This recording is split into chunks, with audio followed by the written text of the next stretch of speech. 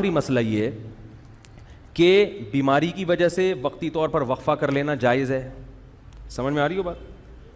اسی طرح عورت کے لیے بچہ سنبھالنا، ایک جڑواں پیدا ہو گیا، بگلے بھی جڑواں ہوں گے وہ، اور اتنی آمدن نہیں ہے کہ وہ دائی رکھیں گھر میں یا ڈے کیئر میں جمع کرائیں ان بچوں کو، خود ہی پالنا پڑتا ہے اور گھر میں اور بہت سارے کام بھی ہیں.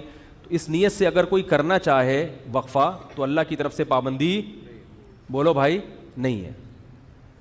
سمجھ میں آ رہی ہے بات؟ تو پابندی نہیں ہے. کوئی ایسا وقتی عارضی طریقہ اختیار کر کے وقفہ کیا جا سکتا ہے، اگرچہ پسندیدہ نہیں ہے شریعت کی نظر میں. اسلام میں ترغیب یہی ہے کہ نہیں کرو وقفہ، لیکن اگر کوئی کرتا ہے تو جائز ہے. لیکن یاد رکھو اس نیت سے وقفہ کرنا کہ میں اسکول کی فیسیں کہاں سے بھروں گا. تمام علماء چاہے دیوبندی ہوں، بریلوی ہوں، اہل حدیث ہوں، چاہے وہ عرب ہوں چاہے وہ عجم ہوں، اس پہ پوری دنیا کے علماء کا ایک اجلاس ہوا تھا، دلائل سے بحث ہوئی تھی. سب کا متفقہ فتویٰ ہے کہ اس نیت سے کہ میری جیب پہ بوجھ نہ پڑ جائے، اس نیت سے وقفہ کرنا حرام ہے، گناہ کبیرہ ہے، اللہ پہ الزام ہے، اللہ کے عذاب کو دعوت دینے والی بات ہے. اللہ کو غضب آئے گا. جس خدا نے تجھے پلا کے اتنا بڑا کر دیا، تو یہ سمجھتا ہے کہ تیرے باپ کی کیلکولیشن کی وجہ سے تو پلا ہے. اب تو اگلی نسل کو اس لیے روک رہا ہے کہ کھلائے، تو کھلاتا ہے یا میں کھلاتا ہوں؟ قرآن کہہ رہا ہے نحن نرزقکم، ہم تم کو بھی رزق دیں گے، وإیاہم، اور ان کو بھی. علماء کہتے ہیں غریبوں کے لیے نازل ہوئی ہے.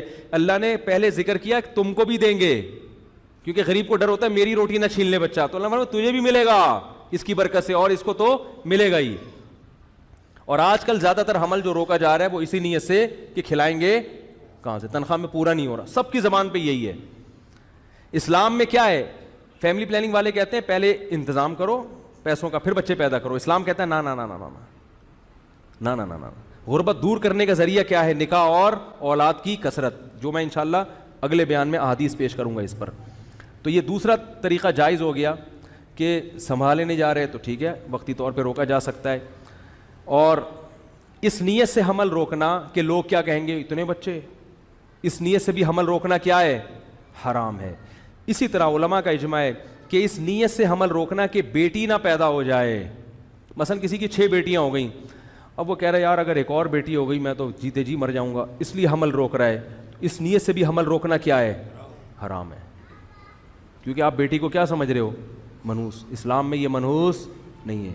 بیٹی کے خوف سے اگر حمل روک رہے ہو حرام. اور بہت سے لوگ اس لیے روک رہے ہیں کہ یار ایک بیٹا مل گیا، اب ہمیں ایسا نہ ہو بیٹی پیدا ہو جائے تو اللہ کا عذاب آئے گا. بھائی اس دنیا میں اللہ برکت چھین لیتا ہے.